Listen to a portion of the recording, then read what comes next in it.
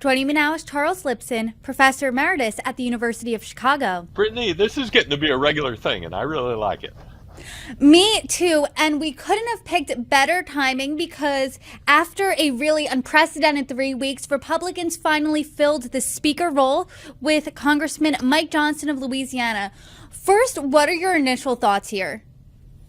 My initial thoughts are that I'm glad that the Republicans disbanded the circular firing squad. It was really kind of amazing. And I think the second point really is that a lot of people have said this will hurt the Republicans in the 2024 election. I'm not sure that that's the case. If it had lasted much longer, it would have, because it would demonstrate that they're really unable to govern.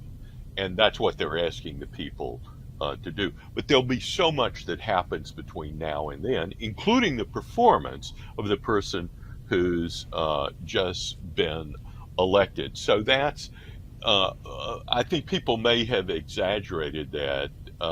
There was a headline on one of the articles that I wrote that said this will guarantee a second term for Joe Biden. I didn't write that headline, and I didn't agree with it. I thought it exaggerated the impact. I think the final thing it says is that the really right wing of the Republican caucus is now dominant. And I would say that it's not just a right wing, it's a populist wing.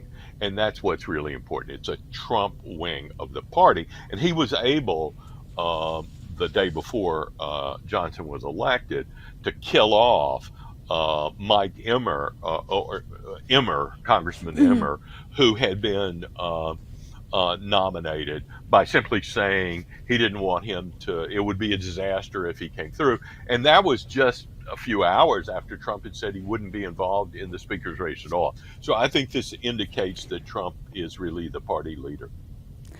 That's interesting you brought up Emmer because when I initially reached out to talk with you, it was going to be about Emmer. And obviously, this situation was so fluid. We're now talking about Mike Johnson. And you don't think it's going to affect 2024. I do agree with you there because we're a year out. A million things are going to happen. But what does this say about the Republican Party? Because we really saw a fracture here. There was infighting in private, reportedly. There was infighting publicly. People were throwing barbs. So what does this say? Well, I think in both parties, what you see are deep fissures. And one of the things it shows you is how good Nancy Pelosi was at rounding up the cats, because I don't think that the differences in the Republican Party are necessarily deeper than they are between the squad, let's say, and the more traditional liberals in the Democratic Party. But I would say that what you're seeing in the Republican Party is a shift from traditional conservatism to much more populism. And you're seeing a lot more people who are willing to color outside the lines drawn by the Constitution. And that's a deep split. Finally, I don't think that a lot of the resistance by moderates was based on personal pique. You have over a dozen people who were elected from districts that Joe Biden carried.